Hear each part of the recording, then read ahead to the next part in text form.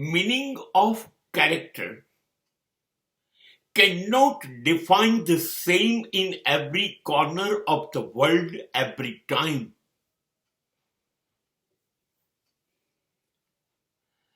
First of all, let me clear the definition or the real meaning of a character. ચારિત્ર્ય નો અર્થ વિશ્વના બધા ખૂણામાં એક સરખો ના હોય. દરેક સ્થિતિમાં ચારિત્ર્યનો અર્થ બદલાય. દરેક સમય મુજબ ચારિત્ર્યનો અર્થ બદલાય.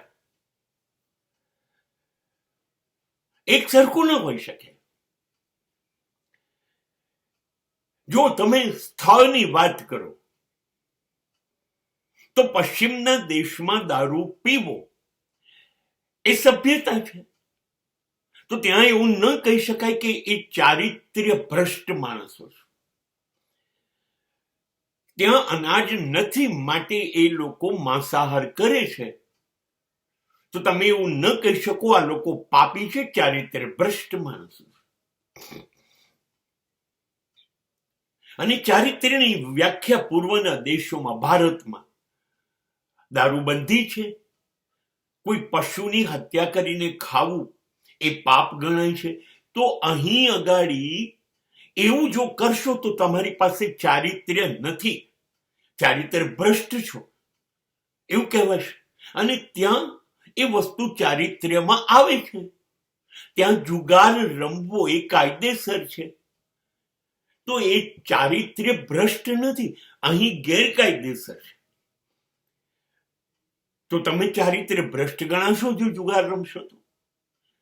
સમય બદલાય, આ સ્થળ બદલાયું, સમય બદલાય. હા, અત્યારે ભારતની અંદર એક પત્ની હિન્દુ માટે એ ચારિત્ર્યની વ્યાખ્યા છે. પણ વર્ષો પહેલા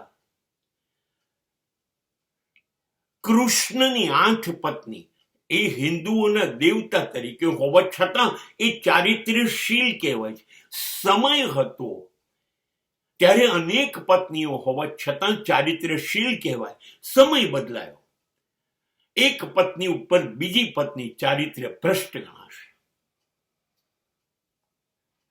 ખરેખર તો સમય, સંજોગો, દેશ એ મુજબ ચારિત્ર્યશીલ અને ચારિત્ર્ય ભ્રષ્ટ ની વ્યાખ્યા હોઈ શકે. કોઈ એક બાબત કાયમી ન કહી શકાય. આવું ન કહી શકાય. તમે કેવી રીતે કાયમ માટે ચારિત્ર્ય ભ્રષ્ટ અને ચારિત્ર્યશીલ ની વ્યાખ્યા ડિફાઇન કરી શકો? જ્યારે વાલીઓ લૂંટારો હોય ત્યારે લોકોને મારી નાખતો અને લોકોને લૂંટતો, ત્યારે એ ચારિત્ર્ય ભ્રષ્ટ હતો. અને જ્યારે એ સીતાજીને આશરો આપે, રામના બાળકો લવકુશને જન્મ આપે અને રામાયણની કથા લખે, ત્યારે વાલ્મીકીજી બને છે, ત્યારે ચારિત્ર્યશીલ બને છે.